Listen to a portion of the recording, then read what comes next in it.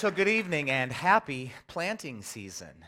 Something as very important to the world is happening right here in the Fargo-Moorhead region, just a few miles outside. The weather today wasn't necessarily cooperative toward it, but I saw some tractors going late last night with the lights on. You can see it on Highway 10, Highway 75, Interstates 94 and 29. The winter wheat is beginning to peer from the fields. In the next few weeks, farmers will be planting the spring crops. You'll see corn and soybeans and sugar beets. Further to the west, you'll see some peas and lentils. To the north, there'll be canola. You'll see oats, you'll see rye, and you'll see barley for beer, of course. It's all grown here, but a lot of it doesn't stay here. This is a region that is feeding the world, and the world is always wanting more. 7.4 billion people on this planet, 9.7 billion by 2050. They want better food, they want more nutritious, they want more diverse foods. The world is in a pivotal moment right now for its agricultural system. But to feed everyone, we need everyone because of these 800 million people who will go to bed hungry every night. Global hunger is a problem that's actually on the decline, as you can see from that graphic. But it really needs to be a collaborative effort. This is a problem that can be solved in our lifetimes. It can get worse, but can also get better. And that's what we're going to talk about. So where do you start? Well, let's try here. That's the world's largest turkey in Frazee, Minnesota. It underscores a little bit of this region's pride in its agriculture, and in a larger sense, the United States itself. We have a lot going for us when it comes to farming. We have excellent natural resources, from the Mississippi River, which allows the barges to go down, to the microclimates of the Willamette Valley in Oregon, to the fertile Central Valley with its irrigation in California, the orange groves of Florida, even the apple trees of New York State make us an agricultural powerhouse. We have great capital to finance, we have great transportation systems, but we're not even always something that has been this way. This is Tony Klott. I met him in 2012. He was 85 years old, and he was still living on his farm in rural Missouri. He told me about days when he was a 7-year-old boy during the Dust Bowl, when the ground was so hot and parched underneath his feet that as he would walk to tend his family's tomatoes, he would carry a watering can and actually sprinkle the ground in front of his feet so as not to burn his barefoot soles. We've come a long way from there to here and modern agriculture. We've benefited from technology, we've benefited from rising living standards, we've benefited from markets and some government subsidies. And we're not the only game in town. Brazil is starting to match us soybean for soybean on global markets. China's actually doing a better job of feeding itself than anyone would have predicted a decade ago. South Africa is proving that you can be a major agricultural exporter from the world's poorest continent. And let's not forget the former Soviet Union. People in the audience who may be old enough may remember what was called the Great Grain Robbery. It was during the 1970s when the Soviets, unable to feed their own people, started secretly buying massive quantities of U.S. grain on global markets. It pushed up U.S. food inflation, and our government actually subsidized it because of an export subsidy. We paid for our higher food prices. That's the way the world was working. But the world works differently now. That was a failure of governance. Black Sea Earth in the Soviet Union is some of the best wheat-growing land in the world, and Russia and Ukraine have been proving that. This year, the United States will lose its leading position as the world's top wheat exporter to Russia. How things have changed. That's actually a good thing for the world. The fact is, because of the rising demands and the perils of climate change, the U.S. can't be as preeminent as it used to be. But it does make things more challenging. It's population, it's climate change, and it's poverty that all show us why. We've already mentioned population a little bit. Let's drill that down into a little bit further. This is the United Nations projection of what global population is going to look like by the end of this century. You can see the North America is going to be a little bit holding its own. Europe's going to go down a little bit, but take a look at those two biggest columns. That's Africa and Asia. Asia is the world's most populous region, but by 2100, its population is actually declining because it's getting higher living standards. Birth rates are declining, the area is having more wealth. Africa is getting wealthier too, but its population is growing really, really fast. And that's also the world where you have the world's poorest people. So we see the beginning of a problem. Who will feed Africa? This is Haile Ayako. I met him in the fall of 2008 near his village in the South Omo region of Ethiopia. He was in the midst of a 3-year drought, and there was no rain in sight. He told me that in the previous year, 14 of his grandchildren and 3 of his children died of hunger-related causes. There was nothing he could do. He was selling his cattle, i.e. his retirement plan, trying to buy sacks of grain at the local market. And at that point, the village had become a U.S. aid food distribution site. In the village where the grain was being distributed, you would see small children dancing when they saw the sacks of food saying, "Gift of the American people." Some of the peas, by the way, were grown near Minot, North Dakota. But some of the children didn't have the energy to dance, and these are the farmers of the future. And their situation points up 3 very important points to take a look at global hunger in the 21st century. First, a lot of the world's hungriest people and the poorest people are farmers. They struggle when they have a surplus because they don't have the infrastructure to get their food to the market. It simply spoils after it's grown. When they have a short year, they don't have any safety net to support them, and they don't have enough income to carry them through the hard times, so a hunger season results. Second, these challenges aren't going to get any easier. This map is a projection of world climate change yields effect on agriculture between now and 2060. Now, if you're looking up around North America and you see the good old Red River Valley, you may think this global warming thing isn't so bad. A few extra degrees in Minnesota and North Dakota might not be such a big deal. And actually, you get a boost in yields in some projections because there's more nitrogen in the air and it helps fertilize the ground. But the region that struggles for it most, again, sub-Saharan Africa. So the region with the most people and the poorest farmers have the biggest challenge of feeding themselves. And this brings up a third point. Often, hunger is not a function of food production. It's a function of poverty. And if you want to see proof of that, just go down your street.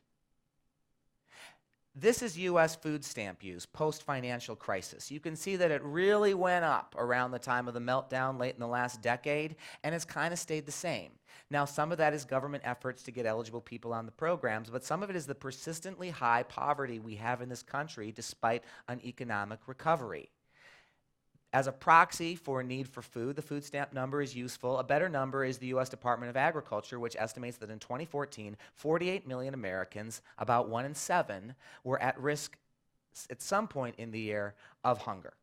So it happens here too. And it's not because we didn't grow enough corn or that the grocery shelves are empty. Poverty destabilizes families and communities. Some people in some parts of the world who do not have access to food die. Others flee. It's worth noting that in 2010, the year before the Arab Spring revolutions in Egypt, there was a major drought in the region. In Syria, it pushed people from rural areas into the cities, contributing to unrest there. In Egypt, which was the biggest wheat buyer from Russia, which had a small crop, Russia actually cut off the exports to feed their own people, leaving Egyptian food inflation to spiral, helping to contribute to the unrest in Tahrir Square the next year. Now, nobody is saying that food is the big reason for conflict in the 21st century, but it can certainly be a contributing factor to unrest, and in turn, conflict is a cause of hunger. This year, the UN World Food Program will spend as much money in Syria alone in 3 months that it would normally spend worldwide in a full year. And that is the world that we live in. But what about the world that we want to live in, where all 800 million people are fed?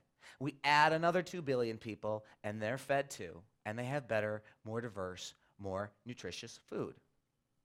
Well, it's clear that production will be part of the answer. We're going to need a little bit more of everything, but there are some variables to keep in mind.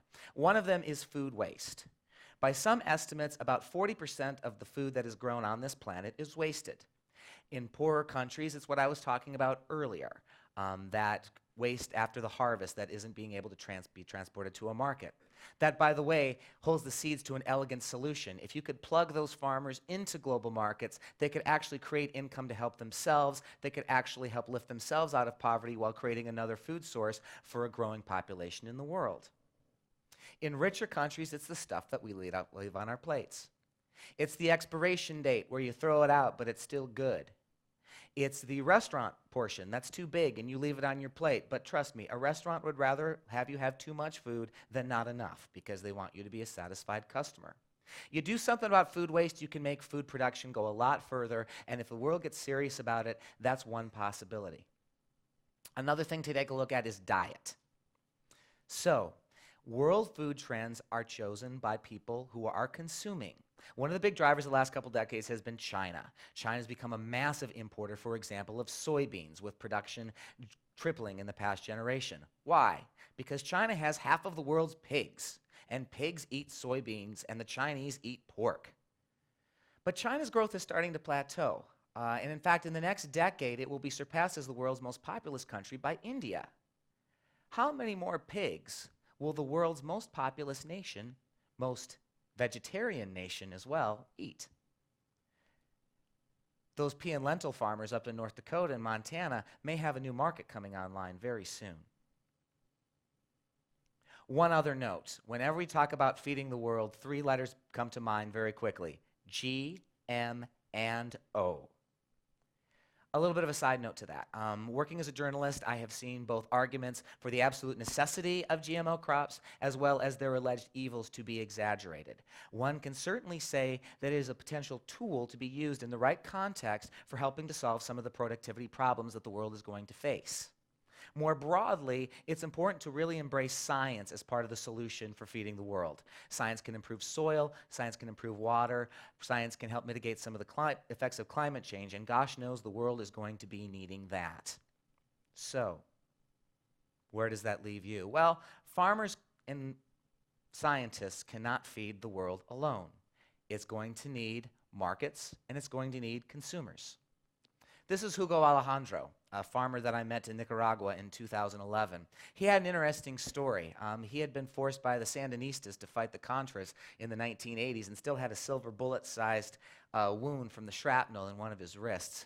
He had been struggling as a farmer ever since, having very inconsistent markets, but recently he had found a good buyer for his goods, Walmart, which had figured out a way to get crop A to city B. That's that virtuous cycle that we were talking about earlier of markets lifting farmers out of poverty. But frankly, markets alone are not going to do it. It's not going to get you to 800 million because frankly, not all 800 million people fit into the markets right away. And that's where this needs to become part of the discussion. Agriculture has to be higher on the world's agenda because there are some problems that can be solved, and world hunger is one of them. But it just doesn't happen on its own. I cannot tell you how many hearings on foreign aid I have sat through in Washington and heard all of the discussions focus on the language of self-interest. You should feed that hungry person because it will help you. Well, you can also feed a hungry person because it helps a hungry person.